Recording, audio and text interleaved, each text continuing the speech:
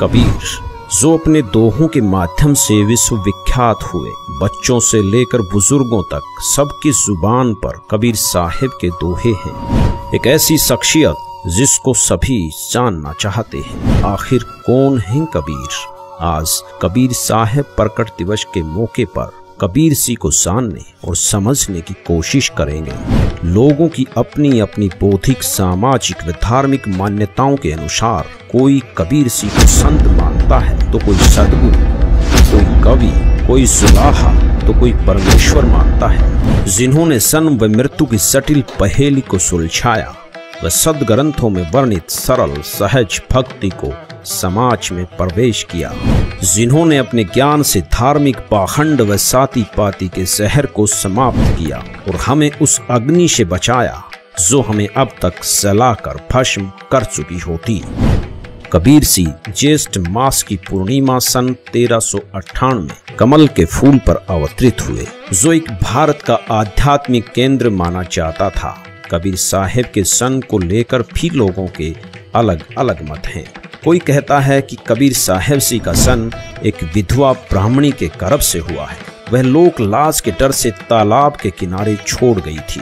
कुछ लोगों का मानना है कि कबीर साहिब सी बालक रूप धारण करके तालाब में उपस्थित कमल के फूल पर प्रकट हुए थे।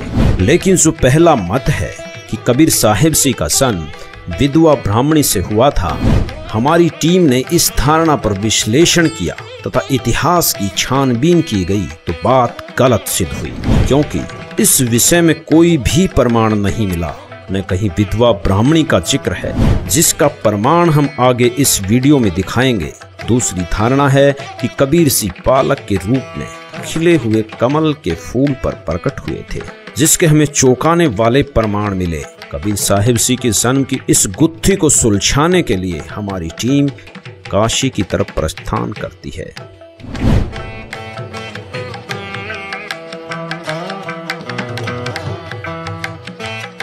बेशक कबीर सी के बारे में अलग अलग लोग अपनी राय अलग अलग रखते हों, लेकिन उन सब का मूल भाव एक ही है कि वो एक महान संत थे, जिन्हें हिंदू और मुसलमान समान रूप से स्वीकार करते थे।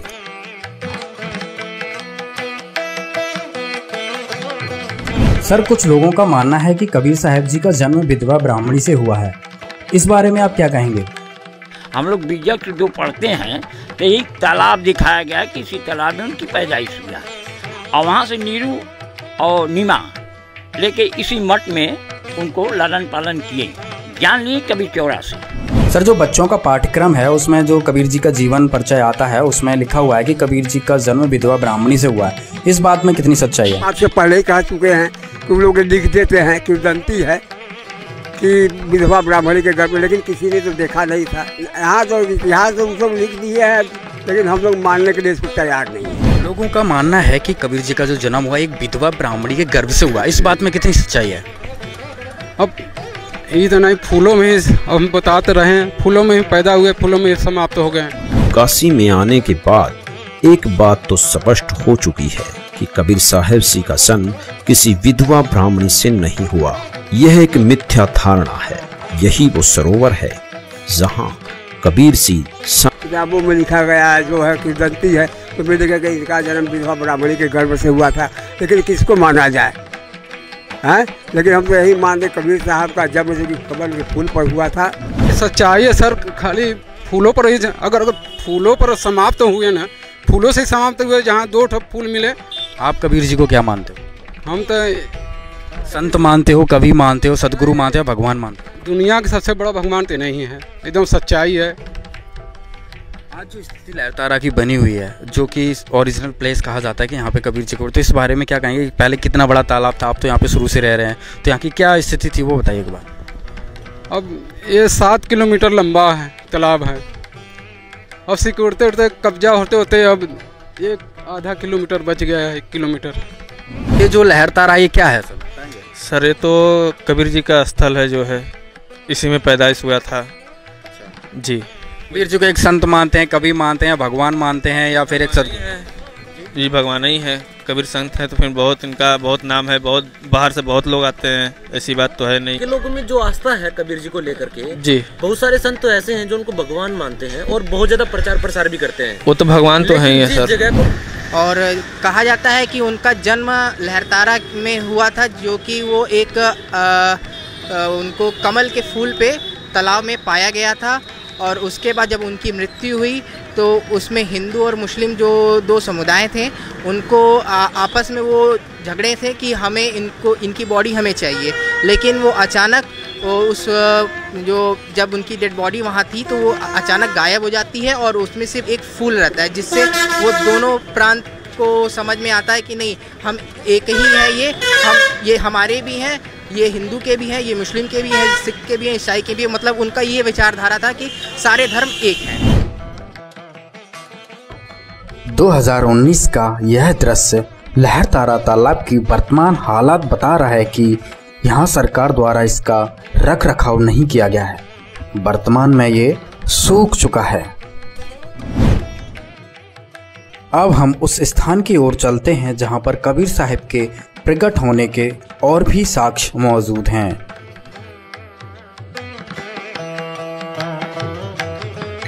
यह वो स्थान है जहां पर नीरू और नीमा ने कबीर साहब को तालाब के कमल के फूल से उठाकर यहां लाए थे। यहीं पर अष्टानंद जी अपनी साधना कर रहे थे। अष्टानंद जी कबीर जी के प्रकट होने के दृष्टा बने थे।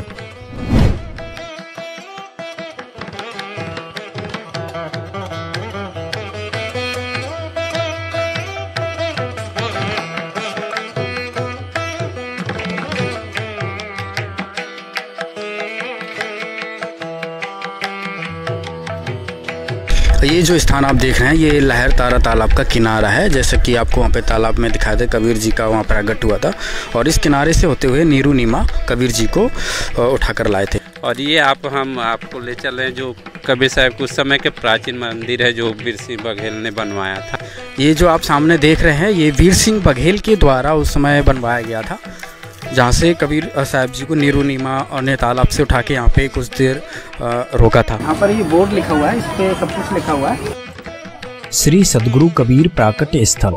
यह वही स्थल है जहाँ पर सदगुरु कबीर साहब जेठ पूर्णिमा विक्रम संवत 1455 सन 1398 में उतरे थे। इसी स्थल से नीरू नीमा इन्हें उठाकर नीरू टीला नरहरपुरा अब कबीर चौरा काशी ले गए थे। यह मंदिर अति प्राचीन है। इसे आचार्य श्रुति गोपाल साहेब एवं राजाधिराज वीर सिंह बघेल ने विक्रम संवत 1585 माघ सुदी नवी को बनवाया था, जो आज भी अपने मूल रूप में विद्वान है। इस स्थल का उल्लेख देश विदेश के अनेक विद्वानों ने किया है। इसके उत्तर में कुछ दूरी पर कबीर स्तंभ है, जहाँ पर नीरू नीमा ने विश्राम किया था। उस स्थल का निर्माण उत्तर प्रदेश शासन द्वारा कराया गया है।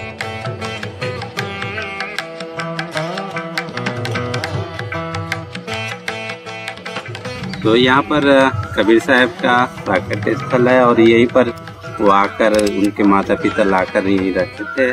और ये उस समय का प्राचीन मंदिर है जो उस समय भी विद्वान थे। यहाँ पर आश्रम उस समय अष्टानंद करके यहाँ एक ऋषि हुआ करते थे जी, वो इसकी आश्रम है और ये मंदिर वो प्राचीन है। और ये आप देखेंगे पूरा तालाब है, ये लहरताल, ये गंगा और वर्णा 80 यानी कि ये और लहरतारा के जो तीनों चारों के बीच में जो है वो काशी है। जब लहर गंगा जी अपने पूरे लहर देखते थे बरसात में तो ये पूरे भरा हुआ स्थल होता था।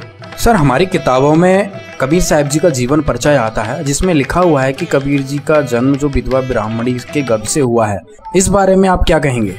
ये तो सरासर ये ब्राह्मणों के अपने तरह से बनाया, क्योंकि विधवा ब्राह्मणी क्या होते तो उसके खानदान सारी चीज पता होता और वो क्यों छोड़ के जाते उसके सारे कुल का पता होता और तब वो नीरू नीमा को नहीं मिलते हैं। और क्योंकि ऐसा मान्यता है कबीर जी को प्रगट स्थल प्रगट है ऐसा मान्यता है।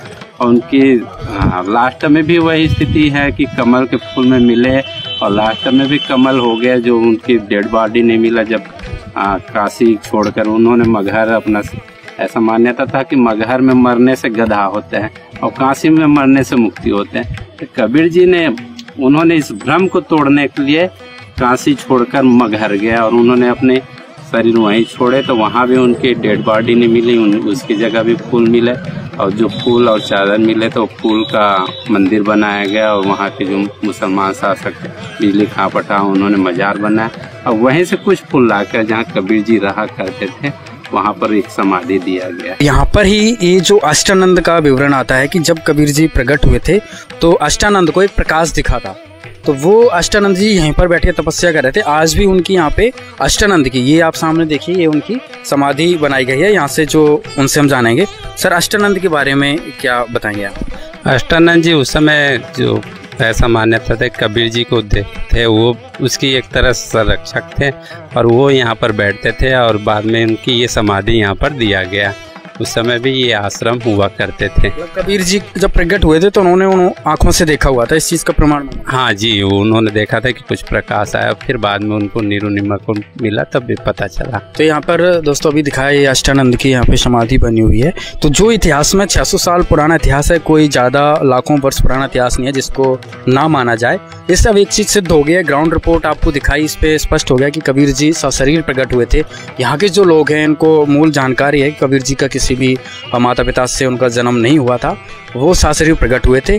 तालाब से किनारे से यहाँ पे नीरू नीमा लेके आए थे। उनकी यादगार में यहाँ पे वीर सिंह बघेल ने ये यादगार बनाई और इसी स्थान पर यहाँ पर अष्टानंद, जब कबीर जी का प्रकट हुआ, जब आसमान से प्रकाश का गोला एक आया तो अष्टानंद ने देखा था, तो यहाँ पे अष्टानंद की एक समाधि बनी हुई है। कुछ लोग उनके सन को किसी विधवा ब्राह्मणी से उत्पन्न बताते हैं, लेकिन कबीर सिंह ने खुद ही अपने सन के विषय में बतलाया है। अवधू अवगत से चल आया, मेरा कोई भेद मुर्म न पाया, ना मेरा जन्म न गर्भ बसेरा, बालक बन दिखलाया, काशी नगर जल कमल पडेरा, तहाँ जुलाही न पाया। मात पिता मेरे कछु नाही, ना मेरे घर दासी, जुल्ला का सुत आन कहाया, जगत करो मेरी हंसी। ये 5 तत्वों का धरना मेरा, जानो ज्ञान अपारा, सत स्वरूपी नाम साहेब का, ओहे नाम हमारा। अगर दीप गगन गुफा में तान्य वस्तु सारा, तेरा ज्योत स्वरूपी अलख निरंजन, वो डरता ध्यान हमारा। हाड चाम लहू ना मेरे, कोई जाने सतनाम उपासी, तारण तरण अभय पद दाता, मैं हूँ कबीर अविनाशी। दरअसल कबीर सिंह का सन किसी माता पिता के संयोग से नहीं हुआ, वो अपने निज लोक से चलकर यहाँ के सत भक्ति बतलाने के लिए अवतरित हुए हैं। ऐसा उनसे परिचित संतों ने अपनी वाणी के प्रमाण दिए हैं।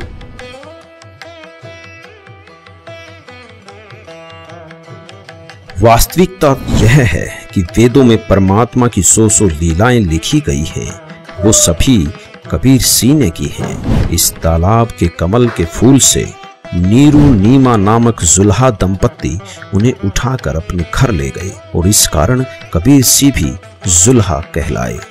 अब चलते हैं कबीर मठ, जिसको कबीर चौरा के नाम से भी जानते हैं, जहाँ पर कबीर जी का लालन पालन हुआ।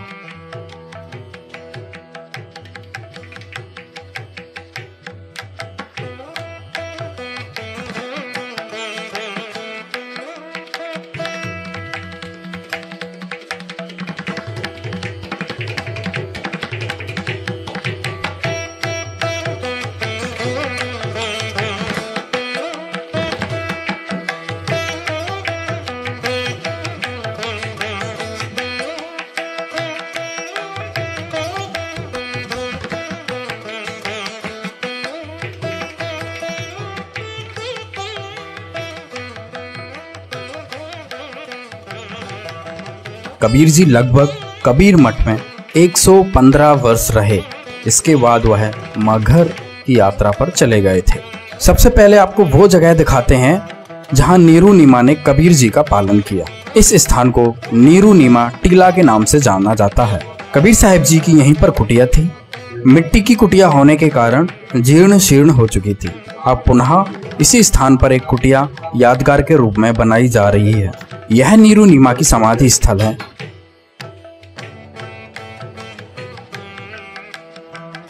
ये कबीर साहब जी का 600 साल पुराना कुआं है। इसमें अभी भी मीठा जल है। आने जाने वाले लोग यहाँ पर इस कुएं के पानी से अपनी प्यास बुझाते हैं। ये इतिहास की वो यादें हैं जिनको कभी मिटाया या भुलाया नहीं जा सकता।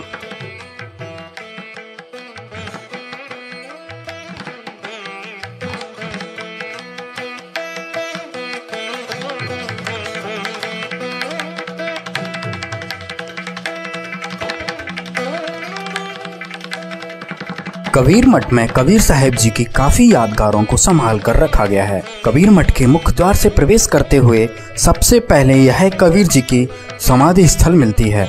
जब कबीर जी मगहर में सशरीर सतलोक चले गए थे तो यहाँ के काशी नरेश वीर सिंह बघेल भी गए थे और कबीर साहब के सतलोक चले जाने के बाद वहाँ पर कुछ सुगंधित पुष्प मिले थे, तो वहाँ पर आधे आधे फूल लेकर हिंदू और मुसलमानों ने कबीर जी की समाधि बना दी थी और उनमें से ही कुछ फूल लेकर राजा वीर सिंह बघेल काशी लेकर आ गए थे, जहाँ पर कबीर मठ में ही उन्होंने कबीर जी की यादगार के रूप में यह समाधि बना दी।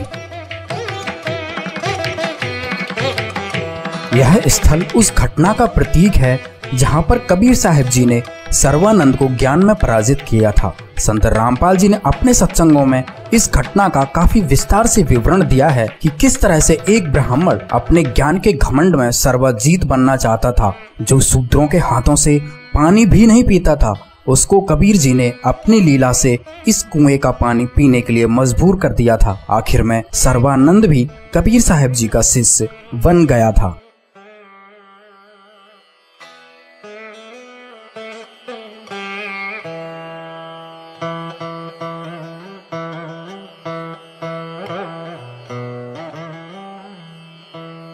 कबीर साहब जी की ये वो वस्तुएं हैं जिन्हें कबीर साहब जी स्वयं उपयोग करते थे। ये कबीर साहब जी का वो यंत्र है जिससे वो कपड़े बुनकर जुलाही की भूमिका करते थे और यह गोरखनाथ वाला वही त्रिशूल है जिसमें एक बार कबीर साहब जी और गोरखनाथ जी की ज्ञान गोष्ठी होती है, जिसमें गोरखनाथ जी इस त्रिशूल के ऊपर बैठ जाते हैं तो कबीर साहब जी अपनी शक्ति को दिखाते हुए कपड़े बुनने वाले धागे को ऊपर फेंकते हैं और उस धागे के ऊपर जाकर बैठ जाते हैं। कबीर जी कौन है? कबीर जी पूर्ण परमात्मा हैं और कबीर जी यहाँ 120 वर्ष रह के चले गए। उन्होंने बहुत सारी लीलाएं करी हैं, अनेक लोगों को जिंदा किया है। शेख तकी की मरी हुई लड़की को कब्र से निकाल के जिंदा किया है। उनकी बहुत सारी लीलाएं हैं, हर ग्रंथ में प्रमाण है उनका, वेदों में प्रमाण है, गीता जी में प्रमाण है, हर जगह लिखा हुआ है। वो पूर्ण परमात्मा है। वो सत्पुरुष थे, महापुरुष थे और ऐसा महापुरुष थे जो कि लोगों को एक संजीवनी का काम करते थे। कबीर जी के बारे में लोग ये मानते हैं कि वो एक अच्छे संत थे, कवि थे, यहाँ तक कि कबीर पंथ के साधु ही उन्हें कहते हैं कि वो सदगुरु थे। लेकिन भगवान मानने वालों में हमने कबीर पंथ में ही देखा है कि बहुत सारे कम लोग ऐसे हैं जो कबीर जी को भगवान के तौर पर देखते हैं। आपकी अगर बात करें तो आप कबीर जी को किस रूप में देखते हैं? देखिए, कबीर जी तो हमारे तो भगवान हैं ही, क्योंकि वो तो एक अच्छे पथ प्रदर्शक है। तो मेरे लिए तो भगवान ही, जो अच्छा काम करता है वही भगवान है। एक उनको कबीर की जो है वो तो बहुत अद्भुत संत हुए समाज के लिए ना, तो वो जिस रूप में जो माने, लेकिन हम जो खास कर मानते हैं वो परम सदगुरु थे।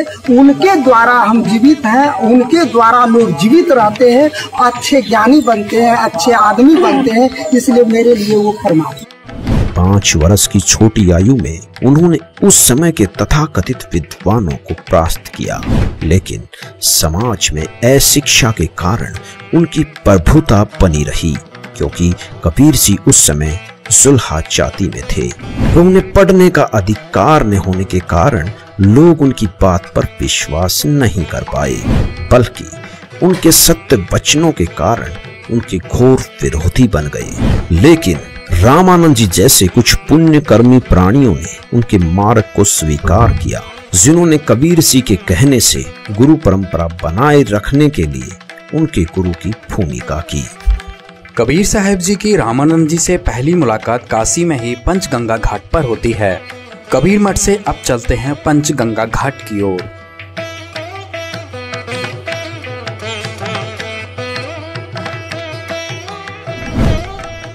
पंचगंगा घाट वह स्थान है जहां पर कबीर साहब जी ने अपनी 5 वर्ष की आयु में 2.5 वर्ष के बालक का रूप धारण करके इन्हीं सीढ़ियों पर जल्दी सुबह आकर लेट गए थे। रामानंद जी की कुटिया यहीं ऊपर कुछ दूरी पर थी। जब रामानंद जी नीचे की तरफ आए तो उनका पैर कबीर साहब जी पर पड़ गया। कबीर साहब जी ने रोने की लीला की। तब रामानंद जी ने बालक को रोता देख शांत कराने के लिए एकदम राम का उच्चारण करते हुए नीचे झुकते हैं तो उनकी माला कबीर साहब जी के गले में गिर जाती है। इस तरह कबीर साहब जी ने इस लीला से रामानंद जी को अपना गुरु बनाया था। बाद में कबीर साहब जी ने रामानंद जी को पूरा ज्ञान समझाया था। रामानंद जी को पता चल गया था कि कबीर साहब जी ही पूर्ण परमात्मा हैं। उसके बाद रामानंद जी ने कबीर साहब की बताई हुई भक्ति की थी। पंचगंगा घाट से ऊपर की तरफ चलेंगे तो यहीं पर रामानंद जी का आश्रम था। आज भी यहाँ पर रामानंद जी, कबीर साहब जी, रविदास जी और पीपा जी की मूर्ति यादगार के रूप में बनी हुई हैं।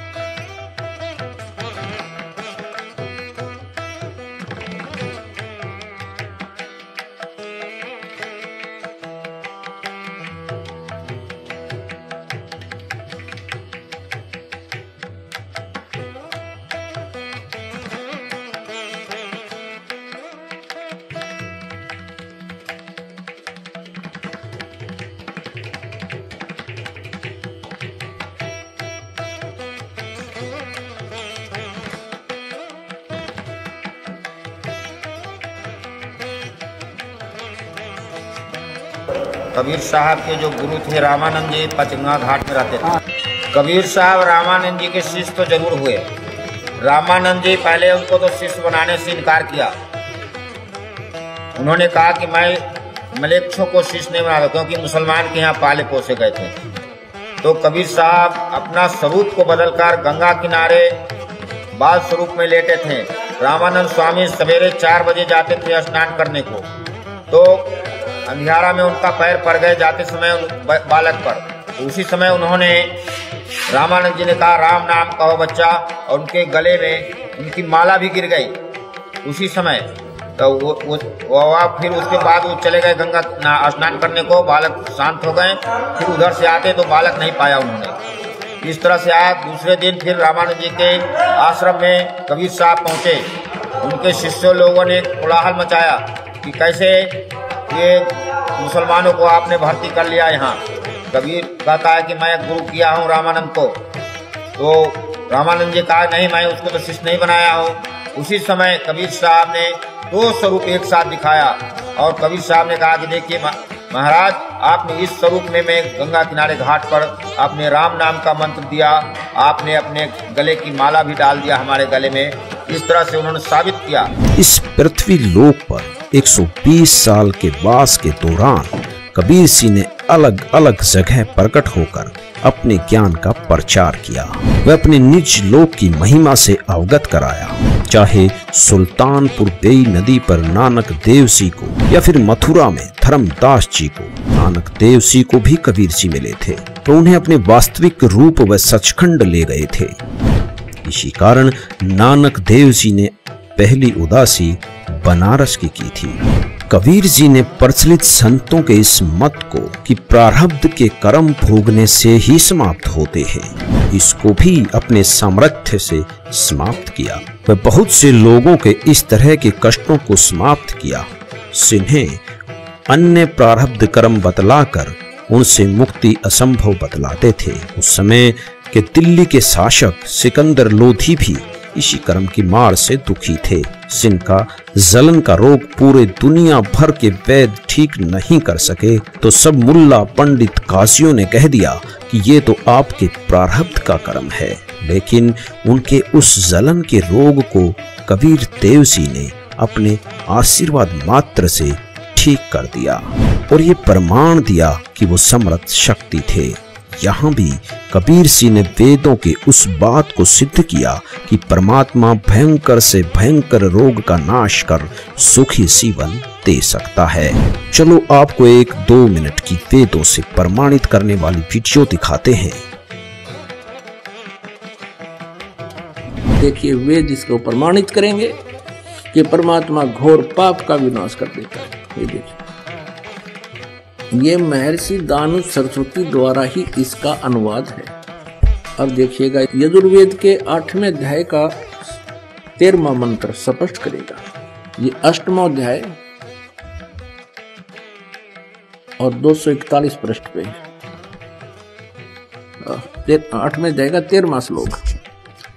इसमें क्या लिखा है कि देव कर्तस्य एनस्य अवदनमसि, मनुष्य कर्तस्य एनस्य अवदनमसि, पितृ कर्तस्य एनस्य अवदनमसि, आत्म कर्तस्य एनस्य अवदनमसि। एनस्य एनस्य घोर, एनस्य एनस्य माने अपराध के अपराध यानी घोर पाप के भी अवदनम। अब आपको इसका यहां दिखाते हैं 242 पृष्ठ पर इन्हीं का अनुवाद किया हुआ। ये 242 पृष्ठ पे। हे सबके उपकार करने वाले मित्र आप। अब यहां इसने मित्र शब्द प्रयोग कर लिया, यहां परमेश्वर ना लिखा, क्योंकि इसको पता था वेदों को पढ़ने वाला मुझ पर पूरा विश्वास करेगा, और मैंने यहां लिख दिया मित्र, तो वो ये समझेगा कि मित्र के बारे में लिखा है, भगवान के बारे में नहीं, इसलिए इसको पढ़ पढ़ा कर आगे चल पड़ेगा। आप दान देने वाले के अपराध के, अवजनम एनस्य माने अपराध के, अवजनम माने विनाश करने वाले, असी माने हो। मनुष्य कर्तस्य साधारण मनुष्यों के किए हुए, एनस्य माने अपराध के, अवजनम माने विनाश करने वाले हो। पितृ कर्तस्य पिता के किए हुए, एनस्य माने अपराध, ये अपराध ही लिखना चाहिए था, विरोधासन लिखा है। अच्छी प्रकार हरने वाले हो, नाश करने वाले हो। अपने किए हुए, एनस्य माने पाप के, एनस्य कहो, एनस्य का अर्थ पाप कहो, एनस्य माने अपराध कहो, एनस्य माने अपराध या पाप एक ही अर्थ होता है। एनस्य माने पाप के दूर करने वाले, अवजनम माने नाश करने वाले, अवजनम विनाश करने वाले हो, अवजनम माने विनाश करने वाले हो। एनस्य एनस्य अधर्म के अधर्म यानी घोर पाप के भी, अवजनम माने नाश करने वाले हो। अब जानता हुआ मैं जो कुछ भी अधर्म आचरण किया करता हूं या करूं, अनजान में जो कुछ भी किया करता हूं या करूं, उस सब एनस्य माने अपराध के, पाप के, दुष्ट आचरण के नहीं, पाप के आप अवजन माने नाश करने वाले हो। कबीर सिंह के सामर्थ्य से प्रेरित होकर सिकंदर लोधी कबीर सिंह का शिष्य बना, जिससे उनका धार्मिक पीर शेख तकी चिढ़ गया। तो कबीर सिंह को नीचा दिखाने व राजा की नजरों से गिराने के लिए कई हथकंडे अपनाए। बहुत बार कबीर सिंह को हराने के लिए उनकी परीक्षा ली। इसी उद्देश्य से उसने कबीर सिंह द्वारा मृतक गऊ को जीवित करने को मानने से मना कर दिया। यदि ऐसा मेरे सामने हो तो मैं मानूं। और कबीर सिंह ने इस भ्रम के निवारण के लिए 2 मृतकों को जीवित किया, जिनका नाम कमाल व कमाली रखा। वे अपने पुत्र पुत्री की तरह रखा। यहाँ कबीर सिंह ने वेदों में वर्णित परमात्मा की उस लीला को सिद्ध किया जिसमें लिखा है कि परमात्मा मृत्यु प्राप्त को भी पुनः जीवन दान दे सकता है। कबीर सिंह ने काशी में एक लीला की। जब कबीर सिंह की प्रभुता काशी में बनती चली गई तो शेख तकी ने कबीर सिंह को बदनाम करने के लिए उनके नाम से झूठी चिट्ठी डाल दी कि कबीर सिंह काशी में एक भंडारा देंगे, जिसमें प्रत्येक भोजन के बाद सोने की मोहर दी जाएगी। इस भंडारे में 18 लाख लोग आ गए। कबीर सिंह जो छोटी सी झोपड़ी में रहते थे, कबीर सिंह ने उन सबको अपनी महिमा से परिचित कराते हुए सबको 3 दिन तक वो भंडारा दिया जो शायद इतिहास का सबसे अनोखा भंडारा था। कबीर सिंह ने अपने यहाँ के वास के दौरान प्रचलित पाखंड पूजा, मूर्ति पूजा, जाति पाति की व्यवस्था आदि का भी घोर विरोध किया, जिससे उस समय के धर्मगुरु उनके विरोधी हो गए। कबीर सिंह ने सबको बताया कि हम क्यों मर रहे हैं। वह उस सत्यलोक की पूरी जानकारी थी जहाँ मृत्यु नहीं है, जहाँ किसी प्रकार का कष्ट नहीं है, सो हमारा वास्तविक घर है। कबीर सिंह एक ही समय में बहुत सी जगह पर प्रकट होकर अपना ज्ञान प्रचार करते थे, जिससे उनके 64 लाख शिष्य बने, जिनको उन्होंने अपनी शक्ति से सुख दिया। लेकिन जनता के अशिक्षित होने से उनका विरोध भी बहुत हुआ और उन पर अनगिनत यातनाएं दी गई। उन्हें नकली गुरुओं के दबाव में दरिया में डाला गया, उन्हें जलते तेल के कड़ाहे में डाला गया, उन पर 3 पहर तक तोप के गोले दागे गए और भी न जाने क्या क्या किया गया। लेकिन वो अविनाशी है, इसलिए उनका कुछ नहीं बिगड़ा।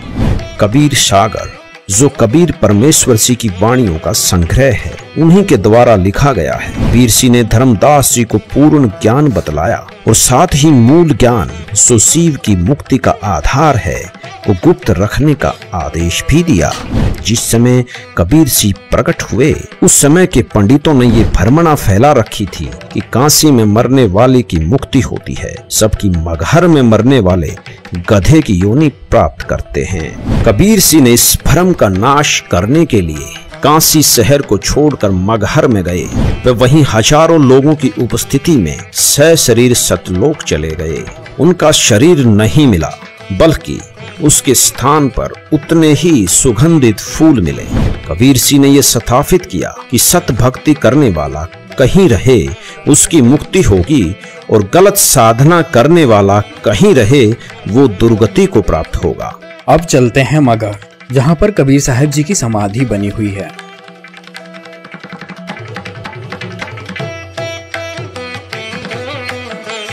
यह समाधि स्थल का मुख्य द्वार है। यहाँ से गुजरते हुए समाधि स्थल पर पहुँचते हैं।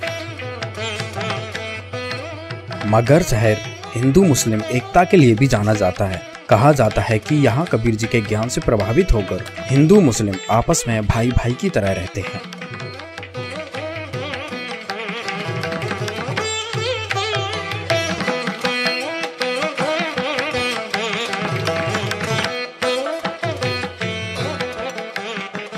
अभी आप देख रहे हैं कबीर समाधि व मजार स्थल। यही वो जगह है जहां से कबीर साहब जी सशरीर सतलोक चले गए थे। उनके शरीर के स्थान पर कुछ फूल मिले थे, जिन्हें मुस्लिम राजा बिजली खान पठान और काशी नरेश वीर सिंह बघेल ने आधे आधे बांटकर राजा बिजली खान पठान ने मजार बनवा दी थी और वीर सिंह बघेल ने मंदिर।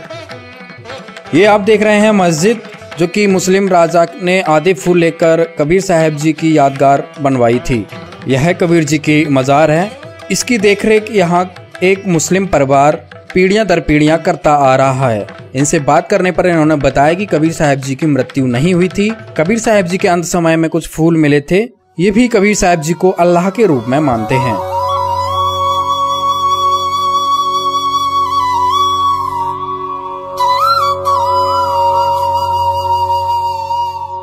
अब चलते हैं मंदिर की तरफ।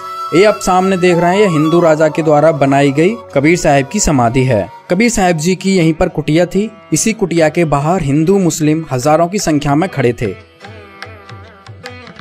कबीर जी के शरीर को लेकर अपने अपने धर्म की मान्यताओं के अनुसार उनका अंतिम संस्कार करना चाहते थे। इसी बात को लेकर लड़ने के लिए वो तैयार हो गए थे। कबीर साहब ने फिर दोनों राजाओं को समझाया था। अंत में कबीर साहब ने कहा था, आप लोगों को हमारा शरीर नहीं मिलेगा, जो भी वस्तु मिले उसको आधा आधा कर लेना। कबीर साहब जी इसी स्थान से सशरीर सतलोक चले गए थे। कबीर साहब के आदेश अनुसार दोनों राजाओं ने अपनी अपनी धार्मिक मान्यताओं के अनुसार उन फूलों की समाधि बनवा दी।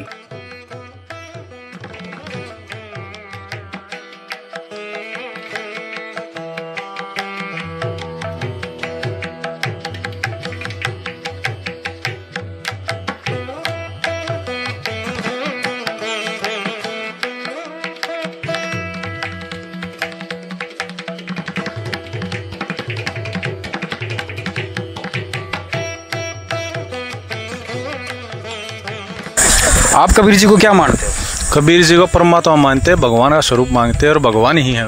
किस आधार से कह सकते हो कबीर जी भगवान है? कबीर जी की अनेकों लीलाएं हैं, उनके जीवन चरित्र में पढ़ के देख लो आप। वेदों में प्रमाण, गीता में, गुरु ग्रंथ साहिब में, हर जगह प्रमाण है कि वो भगवान है।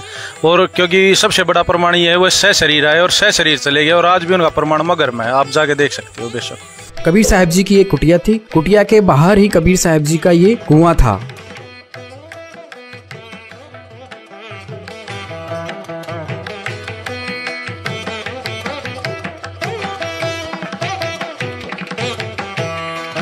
कबीर साहब जी के चमत्कारों में से एक लीला और मगहर में देखने को मिलती है। कबीर साहब जी की समाधि स्थल के पीछे एक आमी नदी बहती है। आमी नदी के विषय में कहा जाता है कि यह शिव जी के श्राप देने से सूख जाती है। जब कबीर जी यहाँ आते हैं तो लोगों की प्रार्थना करने पर कबीर जी ने अपनी शक्ति से पुनः इस नदी को जीवित किया था, अर्थात पुनः बहा दिया था। तब से लेकर आज तक इस नदी का पानी कभी नहीं सूखता है, जो आज हम अपनी आंखों से देख सकते हैं।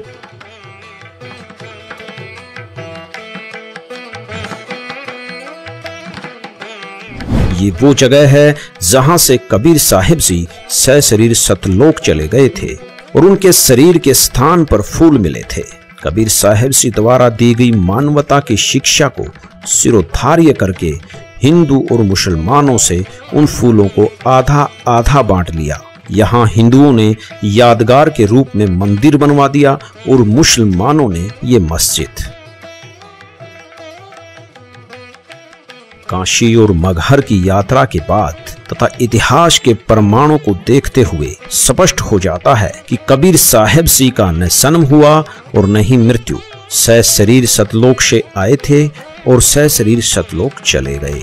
हाँ, यहाँ एक खास बात और, जब पुत्र मोह के कारण धर्मदास जी व्याकुल हो उठे कि मूल ज्ञान के बिना मुक्ति नहीं और कबीर परमेश्वर जी ने मूल ज्ञान को गुप्त रखने का आदेश दे दिया, तो मेरे वंशज कैसे मुक्त होंगे। उनकी उसी शंका का समाधान करते हुए कबीर परमेश्वर जी ने कहा कि धर्मदास मेरे नाम से 12 पंथ काल चलाएगा। उसी 12वें पंथ गरीबदास जी के पंथ में मैं खुद चल कर आऊंगा और पूरे विश्व को सत्य ज्ञान बतलाऊंगा। 12वां पंथ गरीबदास जी का है और उसी पंथ में आज कबीर जी के अवतार संत रामपाल जी महाराज अवतरित हैं, जो पूरे विश्व के तारणहार हैं। इस संदर्भ में आपको कबीर सागर से प्रमाण दिखाता एक वीडियो दिखाते हैं। वो 12 पंथ कौन कौन से हैं और परमात्मा 12वें पंथ में स्वयं चलकर आएंगे, ये कबीर परमेश्वर ने स्वयं कहा है अपनी सच्चिदानंद घन ब्रह्म की वाणी में, कबीर वाणी में। ये देखिएगा, कबीर सागर संपूर्ण 11 भाग खेमरा श्री कृष्णदास प्रकाशन बंबई से प्रकाशित है। ये है कबीर वाणी 136 पृष्ठ पे। यहाँ लिखा है कि 12 पंथ काल फुरमाना और भूले जीव न जावे ठिकाना। इन 12 पंथों में काल का ही फुरमान है और इसमें भटके हुए भूले हुए प्राणी कभी भी सतलोक नहीं जा सकते। कौन कौन से? ये तो है कबीर वाणी में 136 पृष्ठ पे। अब देखो यहाँ पर कबीर चरित्र बोध में, ये है कबीर चरित्र बोध सागर और ये है 1871 पृष्ठ। और यहाँ देखते हैं बोध सागर, ये 1870 पर। कबीर साहब के पंथों का वृंतांत। नारायण दास जी का पंथ, ये इन्होंने गलत लिखा है, नारायण दास नहीं है, ये चूड़ामणि जी का पंथ है। आगे दिखाएंगे दूसरे स्थान पर वो सही लिखा है। दूसरा याज्ञोदास जी का पंथ, ये याज्ञोदास जी का पंथ। और तीसरा है सूरत गोपाल। चौथा है मूल निरंजन का पंथ। पांचवा टकसारी पंथ। छठा भगवान दास जी का पंथ। सातवां सतनामी पंथ और 8वां कमालीय पंथ, कमाली का पंथ। और 9वां राम कबीर पंथ। 10वां प्रेम धाम की वाणी पंथ और 11वां जीवा पंथ और 12वां गरीबदास पंथ। अब इन्हीं 12 पंथों का फिर यहाँ कबीर वाणी में, ये कबीर चरित्र बोध में आपने देखा बोध सागर में, और ये भी बोध सागर है और ये कबीर वाणी है 136 पृष्ठ पर। यहाँ लिखा है 12 पंथ चलो सो भेद, 12 पंथ काल फुरमाना, भूले जीव न जाओ ठिकाना। ताते आगम कही हम राखा, वंश हमारा चूड़ामणि शाखा। प्रथम जग में जागो भरमावे, ये दूसरा होना चाहिए था। प्रथम तो ये चूड़ामणि है, यहाँ इन्होंने गलत अपनी तरफ से मिलावट कर दी कबीर पंथियों ने। ये लिखा है, ये बोध सागर 1870 पृष्ठ पर, ये कबीर चरित्र बोध में। यहाँ पर इन्होंने गलत लिखा है, यहाँ लिखना था प्रथम चूड़ामणि जी का पंथ। दूसरा यागोदास जी का पंथ और सूरत गोपाल मूल निरंजन चौथा। अब यहाँ उसी का प्रमाण है। अब हमारे हैं 136 कबीर वाणी पे 136 पर द्वादश पंथ काल फुरमाना भूले जीव न जाए ठिकाना ताते आगम कह हम राखा वंश हमारा चूड़ामणि शाखा। ये चूड़ामणि प्रथम होना चाहिए, ये गलत लिख रखे हैं। और दूसरा होना चाहिए थे दूसरा जग में जागू भरमावे। ये यहाँ पर लिखा है इसको, ये देखिएगा यागो पंथ, जागू कहो तो यागो दास पंथ और सूरत गोपाल। प्रथम नहीं या दूसरा जग में जागू भरमावे बिना भेद वो ग्रंथ चुरावे। और दूसरा सूरत गोपाल होई, यहाँ इन्होंने ये लिखा सूरत गोपाल पंथ दूसरा, ये 1870 पृष्ठ पर। ये तीसरा है सूरत गोपाल और यहाँ भी तीसरा ही होना चाहिए था, इन्होंने दूसरा लिख दिया। ये थोड़ा सा मिलावट करें, चोर चुरावे तुमड़ी गाड्डे पानी में वो गाड्डे हुआ ऊपर आवे सच्चाई छैनी ना। अब यहाँ लिखना था तीसरा सूरत गोपाल होई और अक्सर जो जोग दृढ़ावे सोई।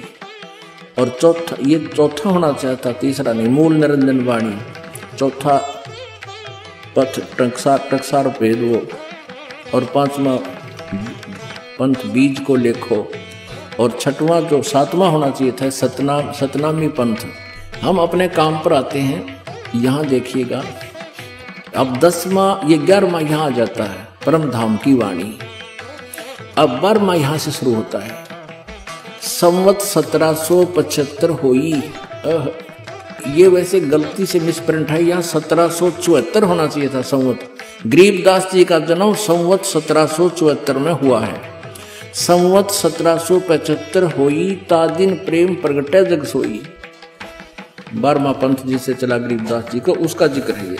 आज्ञा रहे ब्रह्म बोध लावे कोली चमार सबके घर खावे। और साख हमारी ले जीव समझावे असंख जन्म ठोर नहीं पावे। 12वें पंथ प्रगट हो बानी। अब 12वें पंथ गरीबदास जी वाले पंथ के विषय में चर्चा चल रही है कि मेरी वाणी यानी मेरी महिमा की वाणी पुनः प्रकट होगी गरीबदास जी द्वारा। परमेश्वर कबीर जी गरीबदास जी को मिले थे। गरीबदास जी काल के दूत नहीं थे, गरीबदास जी ने तो सही ज्ञान दिया, लेकिन आगे वाले कबीर गरीबदास के पंथियों ने उसको समझा नहीं। अब 12वें पंथ प्रगट हो हवा बाणी है नहीं, प्रगट हुआ बाणी और शब्द हमारे की निर्णय ठानी। अब गरीबदास जी के बाद जितने भी उनके अनुयायी हुए हैं वो परमेश्वर की वाणी जो गरीबदास जी ने महिमा लिखी है वो समझ नहीं सके। 12वें पंथ प्रगट हुआ बाणी शब्द हमारे की निर्णय ठानी और अस्थिर घर का मर्म न पावे। ये 12 पंथ हम ही को ध्यावे। कहते गरीबदास वाले पंथ तक भी स्थिर घर शाश्वत स्थान को प्राप्त नहीं कर सकते, सतलोक को प्राप्त नहीं कर सकते। और हमारे ही उस वाणी को वह आपस में निष्कर्ष करते रहेंगे, उसकी जानकारी एक दूसरे को उलट सुलट देते रहेंगे। 12वें पंथ प्रगट हो वाणी शब्द हमारे का निर्णय ठानी, उसका निष्कर्ष निकालने की चेष्टा करेंगे पर वो समझ नहीं सकेंगे। अस्थिर घर यानी सनातन परम धाम को प्राप्त नहीं कर सकते, उसका धाम का मर्म नहीं पाएंगे। ये 12 पंथ हमें को धावे। आगे स्पष्ट कर दिया परमेश्वर ने, 12वें पंथ हम ही चल आवे, हम स्वयं आएंगे गरीबदास वाले पंथ में, यानी गरीबदास के रूप में नहीं, उसके पंथ में आगे चल के 12वें पंथ हम ही चल आवे और सब पंथ मिट एक ही पंथ चलावे। धर्मदास जी से कह रहे हैं कि 12वें पंथ में आऊंगा मैं आगे चल के और सब पंथ मिटा के एक ही पंथ चलाऊंगा।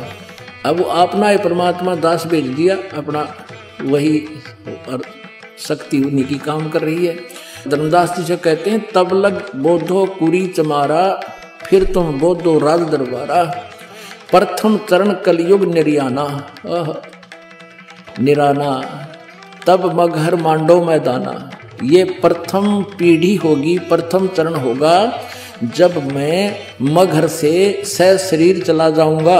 परमात्मा कबीर जी कह रहे हैं ये प्रथम चरण होगा, प्रथम चरण कलयुग निर्याना तब मगहर मांडो मैदाना। धर्म राय से मांडो बाजी तब धर बोधो पंडित का जी। अब आगे देखो, 5505 तब ये शब्द होएगा साचा।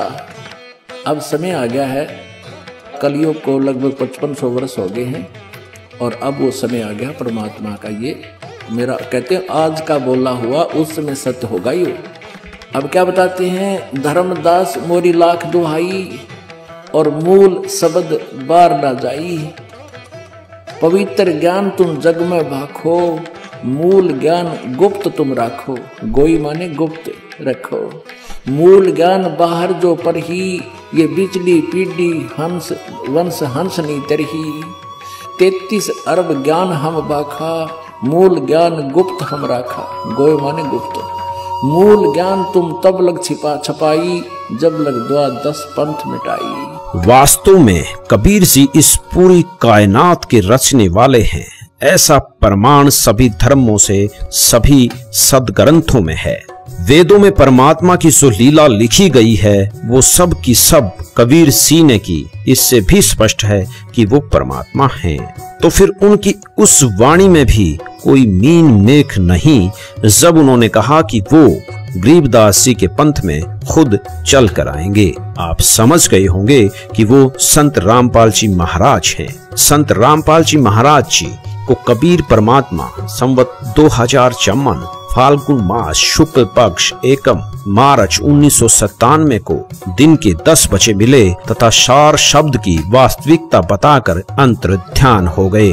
तो इस विषय में आज तत्वदर्शी संत रामपाल दास है, जिला हिसार हरियाणा।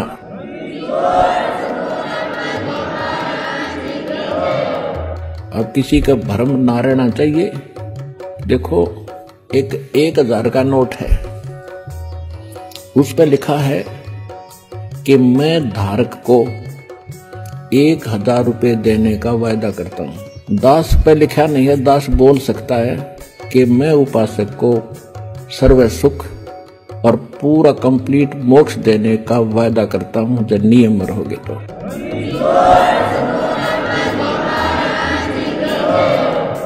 अब आपको वो तत्व ज्ञान और यथार्थ भक्ति और मंत्र समाधान मिला है, इस दास के पास है। और अपना कल्याण कराओ। दास पलकें बिछाई बैठा आपके लिए। आप भगवान के बच्चे हो, सारे जाओगे।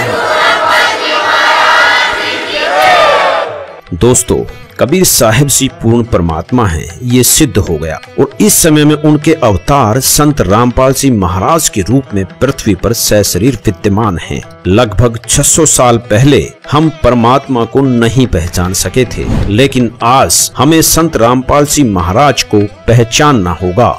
अब सवाल उठता है, आखिर क्यों पहचाने? हमें क्या जरूरत है पहचानने की? दोस्तों, मनुष्य जीवन बार बार नहीं मिलता और मनुष्य जीवन का एक ही उद्देश्य होता है, परमात्मा की प्राप्ति। 84 लाख योनियों की प्रताड़ना के बाद एक मनुष्य सन मिलता है। 84 लाख शब्द कहा तो एक सेकंड में जाता है, लेकिन इस नरक को भोगने के लिए हजारों वर्ष लग जाते हैं। 84 लाख योनियों में से यदि एक कुत्ते के जीवन पर भी विचार किया जाए तो कलेसा मुंह को आता है और सोचने लग जाते हैं, क्या ये हमारे साथ भी हो सकता है? बिल्कुल हो सकता है दोस्तों। इसलिए हमें संत रामपाल जी की जरूरत है। यदि हम संत रामपाल जी से नाम दीक्षा लेकर भक्ति करेंगे तो 84 लाख योनियों से तो पीछा छूटेगा ही और साथ में हम सतलोक की प्राप्ति करेंगे, जहां जाने के बाद जीवात्मा वापस जन्म मरण में नहीं आती। संत रामपाल जी महाराज पिछले 3 दशकों से इसीलिए संघर्ष कर रहे हैं ताकि इस पृथ्वी पर मौजूद सभी जीवात्माओं का कल्याण हो सके। धन्यवाद। कबीर मनुष्य जन्म दुर्लभ है, मिले न बारंबार, तरुवर से पत्ता टूट गया, बहुर न लगता डार।